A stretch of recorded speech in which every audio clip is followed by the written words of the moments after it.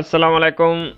Facebook মেসেঞ্জারের notification sound, যে কেউ আপনাকে মেসেজ করলে যে সাউন্ড আসে ফেসবুক মেসেঞ্জারে, সেই সাউন্ডটা আপনি কিভাবে অফ করবেন সেটা এই ভিডিওর মাধ্যমে আপনি বিস্তারিত জানতে পারবেন। সো ভিডিওটা যদি এখনও একটা লাইক করে দিয়ে না থাকেন তাহলে অবশ্যই একটা লাইক করে দিবেন। সো এই সাউন্ডটা অফ করার জন্য আপনি এখানে আপনার যে উপরে যে প্রোফাইল দেখতে পাচ্ছেন, সো আপনি প্রোফাইলের উপর ক্লিক করে দিবেন। সো প্রোফাইলে ক্লিক করে দেওয়ার পর আপনি একটু নিচের দিকে আসবেন। নিচের দিকে আসলে এখানে দেখতে পারবেন নোটিফিকেশন অ্যান্ড সাউন্ড। সো এটার উপর আপনি ক্লিক করে দিবেন।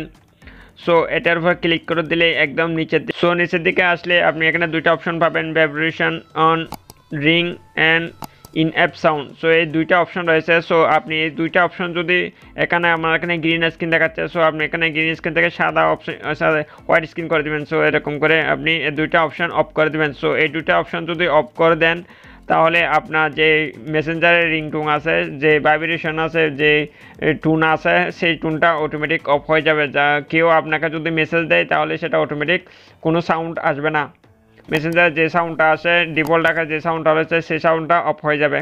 সো এভাবে এই দুসিংটা যদি আপনি অফ করে রাখেন তাহলে এভাবে আপনি আপনার যে নোটিফিকেশন এবং সাউন্ড রয়েছে সেটা অটোমেটিক অফ হয়ে যাবে।